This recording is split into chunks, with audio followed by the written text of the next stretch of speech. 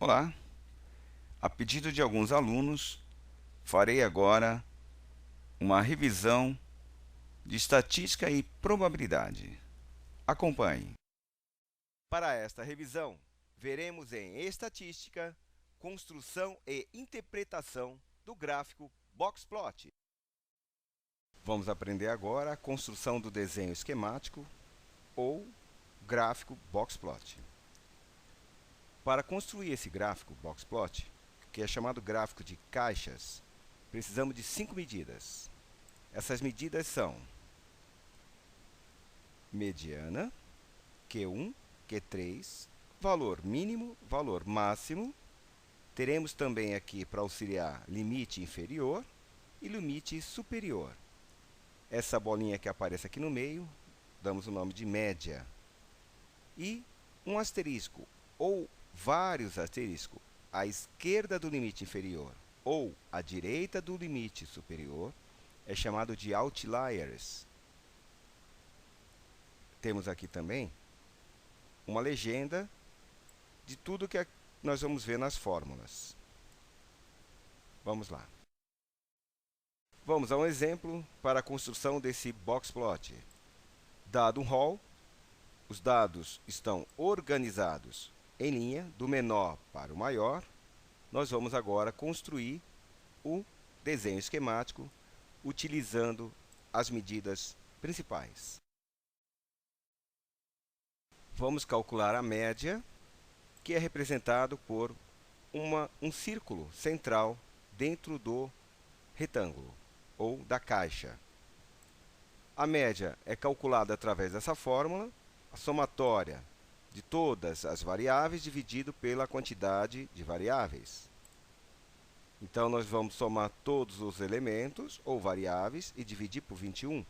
Encontramos uma média de 13,53.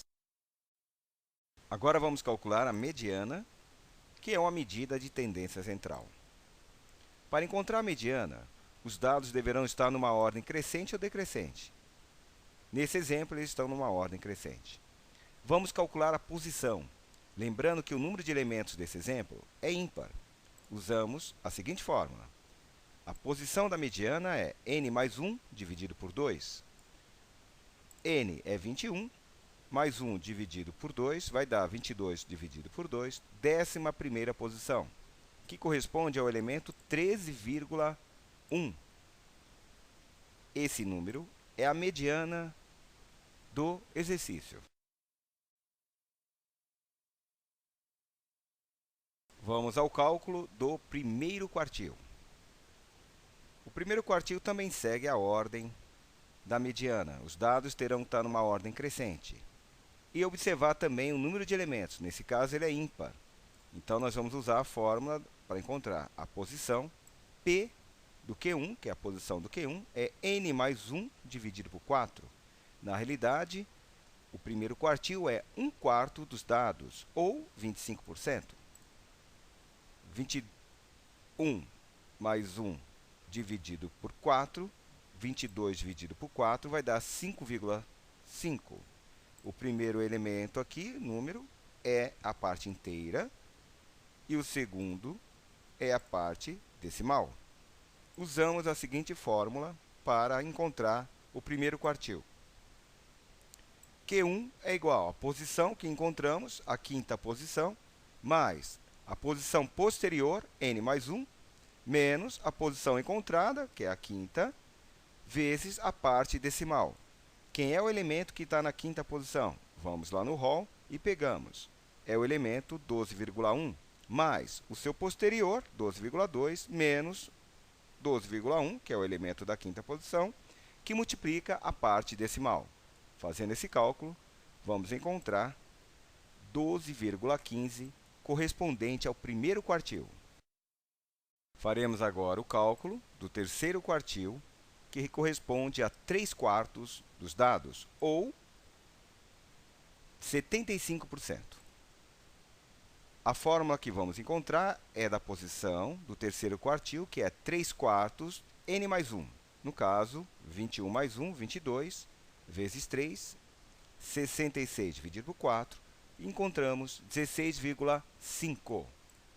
O 16 é a parte inteira, que nós vamos encontrar no hall, e o 0,5 é a parte decimal que vamos multiplicar utilizando esta fórmula. Portanto, a 16ª posição encontra-se o número 14,2, mais o próximo 14,5 menos 14,2, que está na 16ª posição, vezes a parte decimal da posição. Realizando esse cálculo, obtemos 14,35 referente ao terceiro quartil.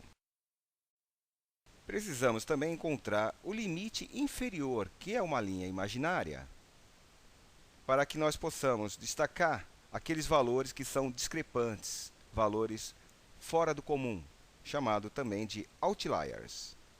Então, para identificar o valor mínimo, primeiro vamos fazer a conta do valor do limite inferior, que a fórmula é Q1 menos 1,5, que multiplica o intervalo interquartírico, que é o Q3 menos o Q1. Substituindo os dados na fórmula, temos Q1, que é 12,15, menos 1,5, que é uma constante, vezes o Q3 menos o Q1. Encontramos um limite inferior igual a 8,85. Como não existem valores menores que o 8,85 no nosso hall, nós vamos utilizar o valor mínimo, que é o primeiro elemento do hall, 10,5. Agora vamos calcular o limite superior, que também é uma medida de uma linha imaginária para sabermos quais são os valores fora do padrão, outliers. Então, vamos à fórmula. LS, limite superior, é igual a terceiro quartil mais 1,5, que é uma constante, Q3 menos Q1, que é o intervalo interquartírico entre os quartis. Substituindo os dados na fórmula, temos 14,35, que é o Q3, mais 1,5, e a diferença dos quartis. Esse cálculo vai te dar uma resposta do limite superior, 17,65. Vamos observar que o nosso maior número do hall é o número 21. Portanto, esse valor ele agora passa a ser discrepante. E o novo valor máximo será o 15,9, que é o penúltimo número do hall. Temos aqui um quadro representando o resumo estatístico, todas as medidas que provavelmente vamos usar no gráfico. Vamos ao gráfico. Para a construção do gráfico, vamos criar uma escala. No caso, essa escala eu coloquei de 2 em 2, mas você pode escolher uma escala maior. O gráfico vai ficar um pouquinho mais esticado. Então vamos lá. A medida da média que nós encontramos foi 13,53. Vai representar um círculo. Vamos deixá-lo aqui nessa direção do 13,53. Depois, calculamos a mediana, 13,10, mais ou menos nessa direção do 13,10. Outra medida foi o primeiro quartil, 12,15. Colocamos aqui na direção do 12,15. Depois, o Q3, 14,35. Colocamos essa medida aqui também, 14,35. Agora, fechamos o quadro.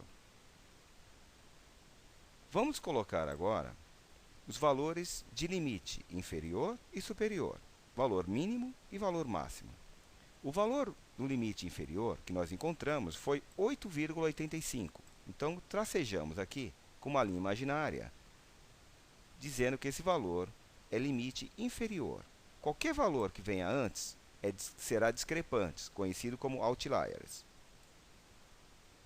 Como o valor que nós temos aqui, do primeiro do gráfico, é 10,5, esse valor é o valor mínimo. Então, ele faz parte aqui dessa haste. Vamos dizer que é o bigode, também conhecido. Então, aqui está 10,5. Do outro lado, nós temos o maior valor, que é o número 21.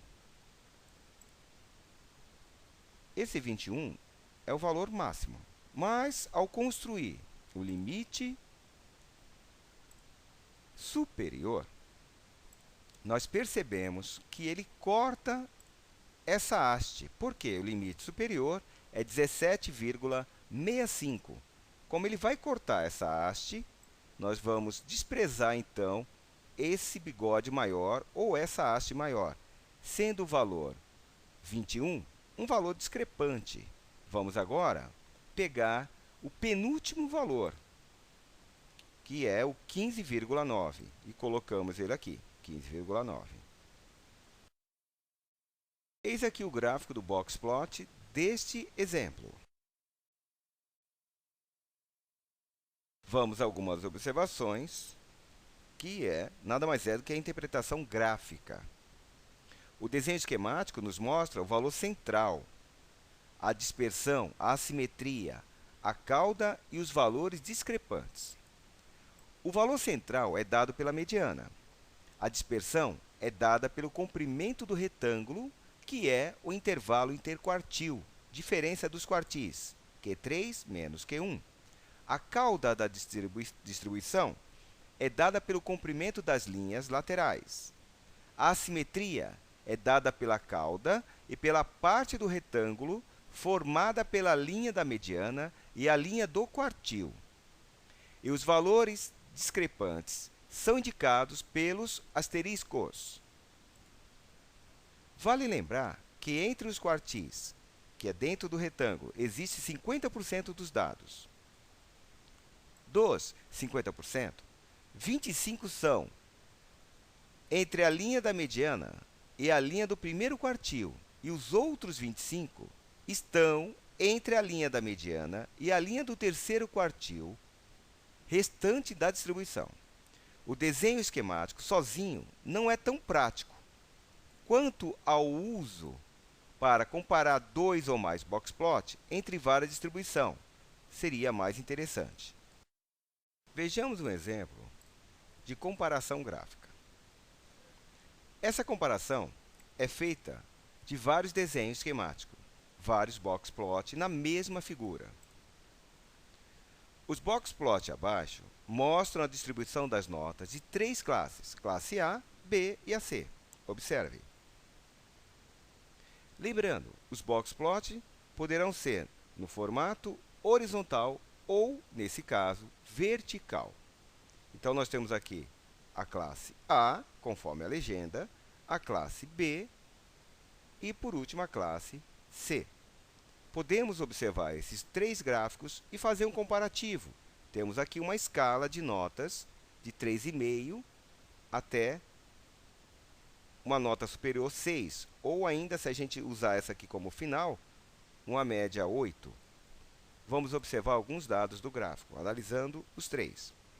Observe que o gráfico A apresenta a mediana menor do que o da classe C. O maior intervalo interquartil é do gráfico A. Se você fizer Q3 menos Q1, será maior que os outros.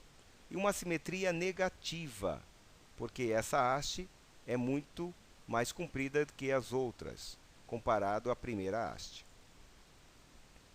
Já na classe B, apresenta uma mediana menor que a classe A e que a classe C também. O intervalo interquartílico é pequeno e a distribuição é mais próxima de uma simetria. E ele tem um valor discrepante, um outliers. Já a classe C apresenta a maior mediana das três classes. O intervalo interquartílico é pequeno e a simetria é positiva. Então, a gente pode tirar alguns dados observando três gráficos num único desenho. Por hoje é só e até a próxima aula!